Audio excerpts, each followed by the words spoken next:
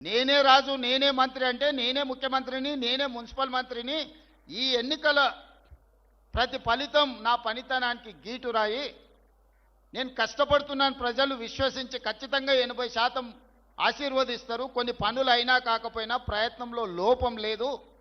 మా వాడు నిజాయితీగానే పనిచేస్తున్నాడు, మా కోసమే పనిచేస్తున్నాడని పేదలు నమ్ముతారని నేను చెప్పిన.